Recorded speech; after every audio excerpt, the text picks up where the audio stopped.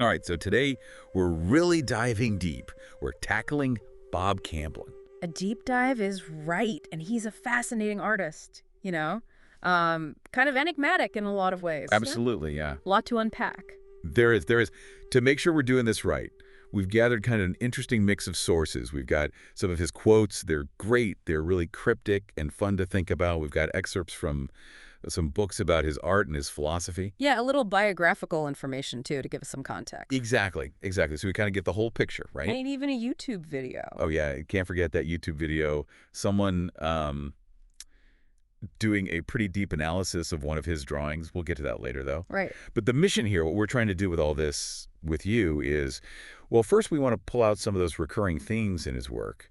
And then we want to kind of chart how his art evolved over time, see where it went, see what he was thinking about. I think what's fascinating is that through all of this, we get a sense of, what Camblin really thought about art, about life, even about, enlightenment.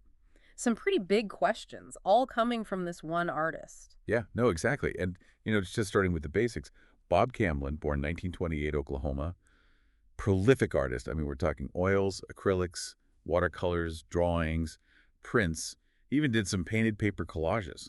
And he actually taught at a few different universities, which is kind of interesting. But then in 76, big shift, he went nomadic, traveled all over the place, used that to fuel his art. It's kind of like he needed that real world experience, to really inform his work. It wasn't just studio bound stuff. Yeah, absolutely. Yeah. And you can see that his work definitely struck a chord. It's pretty highly sought after. And because there isn't a ton of it out there, when it does pop up, it commands some pretty high prices. Wow. And that makes sense. I mean, especially with that shift to a nomadic lifestyle, it makes you think about how those experiences really infused his art. It was a life lived, reflected in his work. Totally. And I think, to really understand him, these drawings and writings he did, these personal ones from like the 50s to the 70s, they're super valuable. They weren't meant to be seen. So it's really raw. Like we're getting a peek right into his thoughts, unfiltered. Unfiltered is the perfect word. It makes it so much more powerful, right? And it's interesting because, his art, it often worked kind of like those Zen koans, those riddles that aren't supposed to have logical answers, but are supposed to make you think in a totally different way. Yeah, like a puzzle that leads to a new way of understanding. Exactly. And I think that's a perfect lead-in to some of the major themes we want to explore today.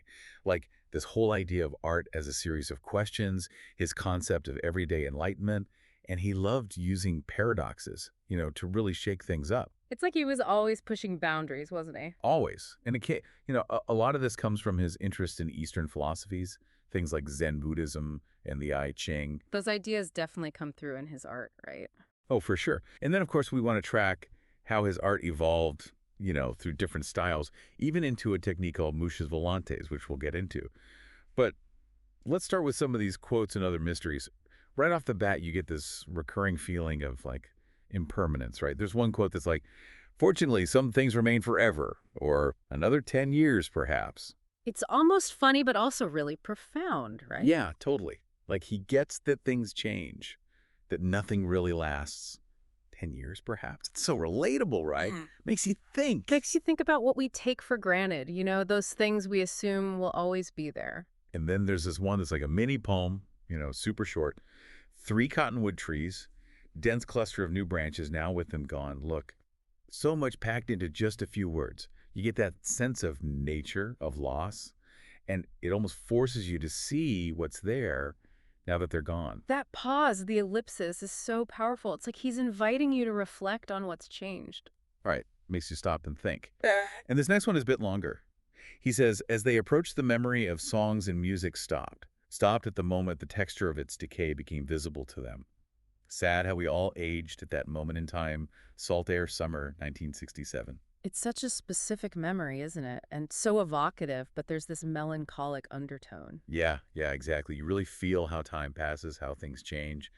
Like that music fading, it's like a metaphor for how things slip away. It's a feeling everyone can relate to. Those moments where you suddenly feel time passing, the loss of something that felt permanent. It's powerful. And, he was always trying to connect these seemingly random ideas. Like he says, look into the atom, you get what you need. Look into magic, and you get what you need. Philosophy and art are in both. It's like he's saying that the scientific and the mystical, they're both valid paths to understanding. Totally. And he even says, I will stick with common sense and try for the perfectly average view of the universe. I think that will let me enjoy miracles on both sides of science and magic. Perfectly average. It's a strange way to put it, right? But I get it. It's like finding that balance point where you can appreciate the wonder in everything. Yeah, exactly. And he had this really interesting take on intuition. He says, the sixth sense is to be, without a doubt, senza dubio, no doubt. Like, it's not about second guessing or overthinking. It's just pure knowing. It's fascinating because it's such a definitive statement. Hmm. For someone so interested in exploring questions, it's interesting to see him be so certain about this. And then there's this one that I find really beautiful and kind of sad. Bright day and I soar. How cruel that my soul is attached to this earth and yet it's so human. That struggle between wanting to be free to soar but being tied to the world, to our physical existence. And how cruel. It adds a real sense of yearning, doesn't it? Totally.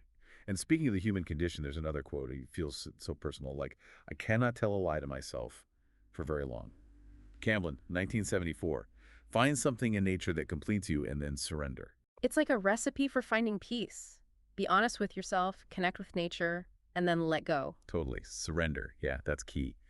And then there's this almost straightforward life advice he throws out there. The light is all you need. The end is to evolve by doing the best you can. The means is to amplify what you're doing and believe. Amplify what you're doing. That's interesting, isn't it? It's not just about believing, it's about putting in the effort, making it real. Yeah, action and belief. And then there are these poetic fragments that say so much in just a few words, like in the balance, patience, and yet, freedom again, and yet in silence, and later, resist and submit, held in perfect balance. This theme of balance, of holding opposites together, that seems super central to his thinking. It's reminiscent of that yin and yang idea, right? Yeah, totally. And about art, he says, art is not just images. Art for art's sake has become art for life's sake, or art for my sake, or art for survival's sake. It's like his understanding of art's purpose really evolved. It wasn't just about aesthetics. It was about something deeper, more essential. Right. Tied to life itself. And then he says this, step off the train of thought. Love that. Right. To find the power that is no power. To do the work that is not work. To laugh the true laugh. Bending is not bowing. Balancing and being for and against. Those paradoxes are mind-bending, right? Like power that is no power. It's like effortless action, maybe. And work that's not really work. It's just being in flow. Yeah. And then he gives us this little reminder, we missed the clouds and for a moment regretted it. So simple, but it makes you think about all the small, beautiful things we miss when we're not paying attention. It's like he's saying, wake up, pay attention to what's right here, right now. Totally. And then there's this quote about ambition. It's almost funny. We talk of changing the world. He listened, then took 21 cents from his coin purse to pay for his coffee and left. It's like all that talk and then back to reality, right? Exactly. And then this is beautiful. The cosmos waves. As me with tree leaves, sun-heated air moves across the electrons of my skin. Sunlight reflects those greens. First, white, then yellow-green, and in deep shadows, blue. I love how scientific and poetic that is at the same time. Yeah. It's like he sees himself as part of the cosmos, connected to everything. And then we get these little haiku-like moments. The rain-soaked willows brought me to my senses, and he walked by so slow that my writing slowed, my heart, and also the wind. Little glimpses into his life, how he felt the world around him. Totally. Oh, in this one, there is one joy that exceeds all other, and that's all I'll say. I know. He just leaves you hanging, right? Well, What is that joy? Right. It makes you think. And about stillness, he says, not a leaf moves, and yet we all feel the cool breeze. Like there's something happening, even when we don't see it. Invisible forces. Yeah. And I think every artist out there will relate to this one. Much better than arguing is to look at my watercolor palette. Sometimes words just aren't enough. Right. The creative act speaks for itself. Exactly. And he plays with our perception a little bit, too. Yeah. White is light. Black is absence of light. Yeah. But people are seen. It's about how we see each other, how we understand each other, beyond just physical appearance. It's like there's another dimension to seeing, beyond just light and dark. Right. And then this is so Camblin. Well, that's enough about me, Mother Nature. Let's talk about you. What did you think of my last picture? That's funny, almost like he sees nature as his critic, right? Exactly. And then there's this one. The gate stays open. The fence is broken. He keeps searching, but does not know the size of his quarry. Yet he has faith. He looks in all directions. If he could only see all around all at once. It's like that feeling of searching, of wanting to understand even when you don't know what you're looking for. Yeah. And about change, he says, revolution leads to changes. Evolution is change. The first will be man's misunderstanding. The second is understanding. The balance will be found in our minds. Individually now, perhaps collectively later. He's talking about change that happens on the inside, real transformation, not just stuff on the surface. Like real growth, right, versus just rearranging things. Exactly. And sometimes the simplest sayings are the most true. You never miss the water until the wells run dry. Don't take things for granted. Yeah. Appreciate what you have. And there's little moments where he observes the world around him, like 6 starlings sitting among broken branches. Look, no buds are growing. And every day the clouds circle our tower as if we, again, were the intruders. Those are almost lonely images, aren't they? A sense of being apart from things. Yeah. And this, there, beneath those rocks. Poor fish, tracked by the changing tides. So much like us. It's so simple, but it makes you think about how we're all kind of trapped, by forces bigger than us. The fish in the tide, it's a great metaphor for how we feel sometimes, right? Stuck. Yeah. And even reincarnation. He has a thought about that. It wouldn't be too bad to come back as a fly if you knew your body would shine in the sun that way. Finding beauty in something so small. It's like he sees beauty in everything, doesn't he? Even a fly. Totally. And then this. Darning needles, shimmer-lined tapestries of blue, green, and white bands and canvas rectangle, summer-like calligraphy. Mysican complete. Those are so vivid and so simple, They make you pay attention to the small details of the world. And then this really powerful image. Fall. Waxen feathers. Flowers of burning petals. Ra, Icarus. Ambition. Taking things too far. The fall that comes after. It's almost like a warning. It's definitely traumatic. Like, he's not shying away from the consequences. And then this question about where life comes from, what drives it. Seed pod, dragonfly, shriveled weed or living thing. Stirred by wind or God?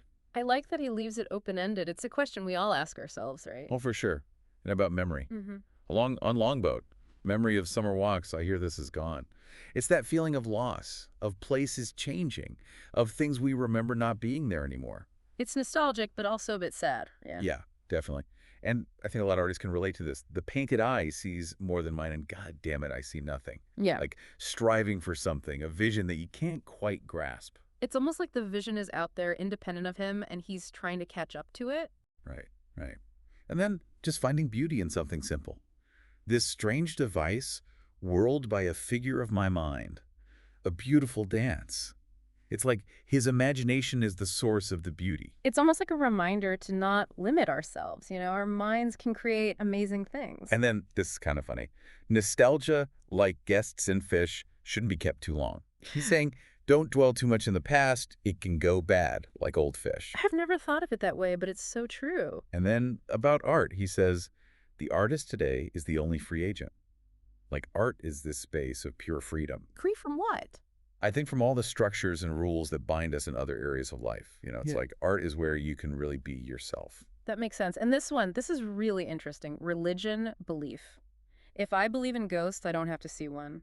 If I believe it's art, then it is. It makes you think about the power of belief, how it shapes what we see as real. Yeah, like how much control do we actually have over reality?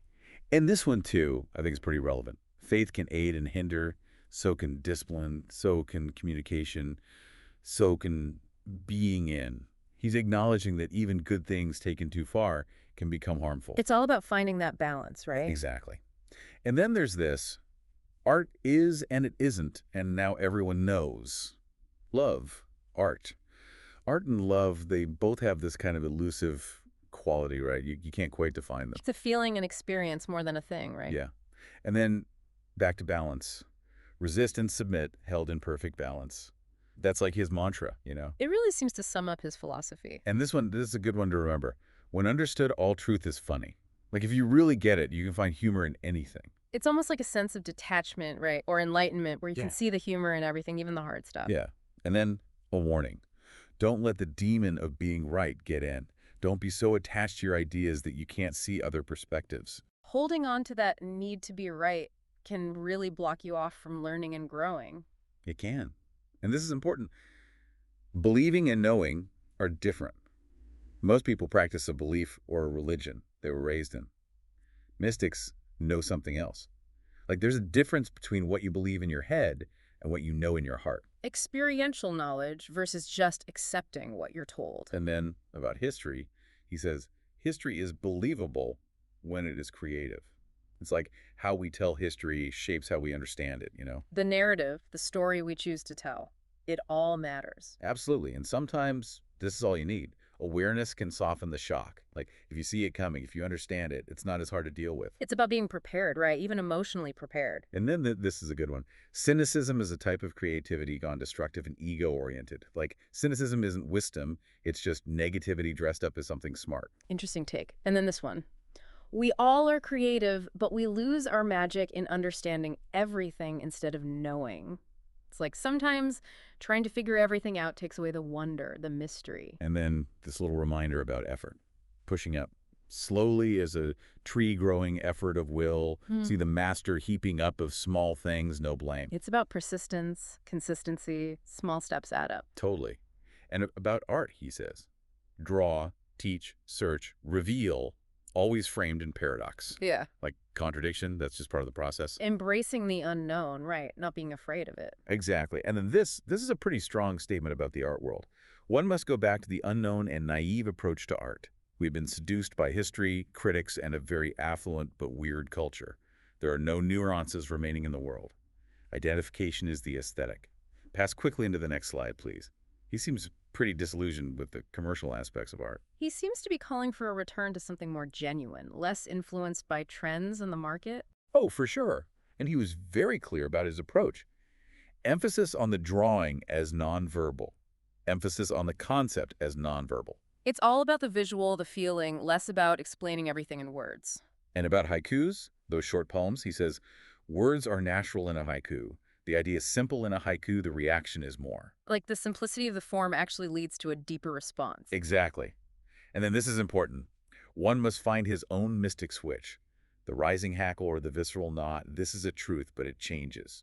It's about trusting your own internal sense of what's true and recognizing that it can evolve over time. Yeah. And this, about the creative process. One must learn not to look, but to see. One must try to fail in order to succeed. Success will be another failure. Process and awareness of it cannot be failure. Failure is part of the process, right? Not as an endpoint. Totally. And about language, he says this.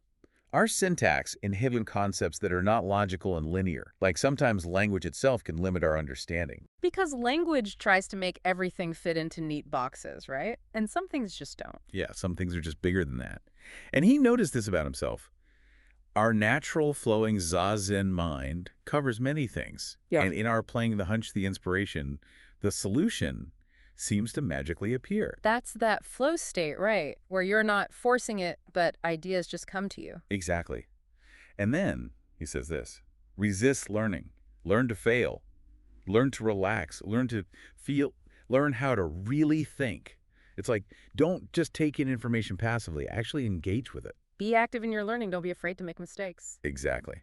And about a Zen idea, he says, when Zen monks say that we are always the Buddha, but we keep forgetting it most of the time, I knew that, but now I know it. Like, he's moved from intellectual understanding to actual experience. Yeah, like internalizing the concept, living it. And about how we relate to each other. Everyone is a mirror, and that is magic. Laugh, laugh, laugh. I love that. It's like seeing yourself reflected in the people you interact with. Right. And then this. The fish doesn't know water, and the bird doesn't know air, but they just exist in it, It's about being in harmony with your environment. Effortless being. And about magic, he says. Magic for power is negative. Magic for seeing is positive. It's about the intention behind it. Use your powers for good, not for evil. And then this little nugget. The real seeing has its own property of deception. Sometimes what we think we see isn't the whole story. It's a reminder to look deeper, to question what we perceive. And he talked about the challenges of being an artist. Yeah. Just as you arrive at a technique, you become aware that in this disposable art culture that the novelty is part of the looking, the artist is caught in a dilemma. Like, do you follow the trends or do you stay true to yourself? It's a tough question, right? Especially in a world where everything moves so fast. And then he says this, yin and yang and dala, how unfortunate this has become popularized. Yeah. Like when things lose their meaning because they're overused, you know? When symbols become just trendy decorations, they lose their depth. Yeah. Exactly. And about explaining things, he says, the symbolists were right, that in explaining something, it was killed. Sometimes you just have to experience it. Words can't always capture the essence. And then about communication. Communications, how wonderful and how sad. It can be beautiful and it can be difficult, right? Full of potential, but also full of pitfalls. And about the future of art, he says. The years pass and influences come from here and there. Let's hope the intention is different and the form's diverse. A hope for originality, right? For artists to continue to push boundaries. And about learning, he says this. Knowledge does not and cannot educate. The feeling cannot be transferred except by experience. You can't just read about something, you have to live it to truly understand it. Yeah, experience is the best teacher. And then, thinking long term, he says, I must accept the fact that the idiom I find shallow, might I say, might communicate in 100 years. Like what we think is meaningless now might be significant later. The evolution of meaning over time, right? And then these images. White crystals, white salt, white wing, white bones, dry as feathers, dried flesh, dried rocks, dried sand, dead bird, dead lake, dead sand, dead land. It's bleak, but also kind of beautiful, the way he describes those images of decay. Yeah, and this is good advice for everyone. In making the best of it, one should remember, there are no mistakes, you are doing the best you can, and mistakes are nature's way of telling you to trust your instincts, or the next mistake could be really bad. It's like mistakes are just opportunities to learn. And he re-examines an old proverb. Pride goeth before a fall. Shakespeare cause and effect and reverse it. Loss of pride causes the fall. Too much pride causes the fall. The fall causes loss of pride. The fall causes too much pride. Like, is it cause and effect, or is it the other way around? It's making you think about the relationship between those ideas, right? It's not always so straightforward. And he makes this comparison. Two bits of a hologram arguing about which is the biggest, instead of cooperating and looking at the picture with more detail. It's like, when we focus on competing, we miss the bigger picture. Collaboration over competition, always a good message. And this is just so true. First chaos, then order, chaos, order, or vice versa. Life is a cycle, right? Ups and downs. And then this hopeful image. Hologram. The whole message. We're no longer shadows on the cave wall. We're holograms. And the more we get together, the clearer it becomes. It's beautiful. Like, we're all connected, and when we come together, we create something bigger than ourselves. And he had this feeling. We approach an edge of real time and await the inevitable necessity, like something big is about to happen. It's a sense of anticipation, of something shifting. And about the universe, he says, see the universe as finite and steady state, or more of the same at a higher order, or all at once. Solipsists aren't crazy, they just misunderstand. Like, there are different ways to see it, and they can all be valid. He's not saying any one perspective is right or wrong. He's just acknowledging the diversity of thought. Right. And about time, he says this. Being aware of history, we are in fact living in the past, present, and clearing. It is a focus for Hilbert space, since we all are here for one reason. To dream of how it works. And to bark and sing in harmony, each with our own limited instruments. It's like we're all part of this big cosmic orchestra, each playing our own part. And trying to figure out the tune together. Yeah. And he talks about enlightenment as a form of travel. Time travel at the speed of enlightenment. Transcending the limits of time through understanding. I like that. And then he observes nature. Watching like a hawk, flying in great circles. He is free as the wind in his nature. The path of least resistance is complex for humans. Like, nature just flows, it's effortless, but for humans, it's always more complicated. I feel that way sometimes. Yeah. And then this simple observation about cycles. A cycle of beginning and ending the next step and the next step. An action required a link to the past, a thread of the future. Everything is connected, past, present, and future. And then, out of nowhere, he throws this out. What is Louis Sullivan doing in the broom closet? Okay, that's random, but it made me laugh. And this one, too, is kind of funny. Some crutches are wooden, some are gold. Like, we all rely on something, right? But some supports are fancier than others. It's a good reminder to look at what we're leaning on and why. And then this. Futility and provocation at war with one another not important. Be free. Dolce far niente. Carefree idleness. Like, let go of the struggles, just be. It's a message we all need to hear sometimes. In this really vivid image. A phoenix frozen in a salty shell, unable to burn itself to a new life. It's about potential being held back, unable to transform. I can see that image so clearly. And then this one. When each time comes when it is said and the meaning revealed, we find it is an empty ribcage full of sand. We were not deceived. The living was the meaning. It's like the meaning isn't in some final answer. It's in the experience itself. The journey, not the destination. And lastly, thinking about time on a huge scale. It folds back into itself some 80 billion years from now. The bird and I will sit and wait for that magnificent pulse. He's playing with time, isn't he? Making it both vast and intimate. Yeah. And then a little personal note. Camblin, 1966, Salt Lake City, Utah. Okay, so moving on, there's a book called Zen and the Art of Enlightenment, and there's this description of his drawing called Nun. It's this big nun and huge dark habit. She's really imposing. And then there were these two little kids. One's looking up at her, the other one's kind of hiding, and there's a wrought iron fence. It's all very stark. So much contrast. Yeah, and they interpret it through a Zen lens, you know. The nun is mu, emptiness, and the habit is like the immensity of the spiritual path. The kids are beginner's mind, trying to figure it all out. Those visual contrasts really make you think about how we approach knowledge, you know? Some are eager, some are hesitant. Right, and then they connected to the Ching, to hexagram 4, Meng, youthful folly. So it's about learning, guidance, the kids seeking out the nun as a teacher. It's interesting how they're using those ancient texts to understand the drawing, you know? Yeah, and they mentioned some artists who influenced him.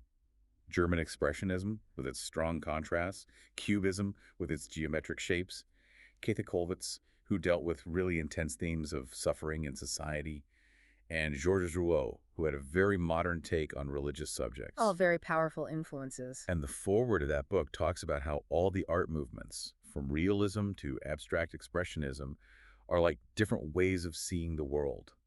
And they tie that into Zen, to the idea of direct experience, and the I Ching to the idea of interconnectedness and cycles. Camblin, they say, he blends abstraction and symbols, merging ancient wisdom with modern art. And it's all about making you, the viewer, more aware, more present. It sounds like his art is meant to be a trigger, you know, to spark a deeper level of thinking and awareness. Totally. And they say it's metaphor, not instruction. He wants you to figure things out yourself. I like that. It's not about giving you answers, it's about asking the right questions. And there are archetypal themes. The idea of impermanence, you know, that nothing stays the same. It's like a journey engaging with his art, a journey of psychological and spiritual growth. It's almost like therapy. Maybe. Sure. Okay, so let's look at this Bob Camblin biography.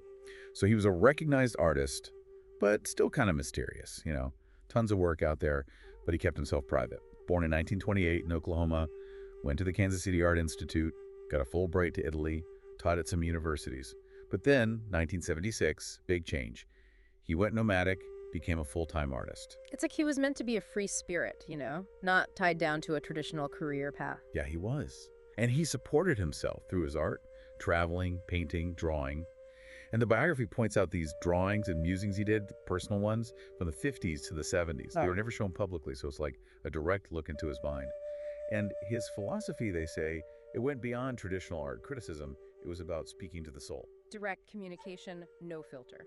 And there's some interesting things critics have said about his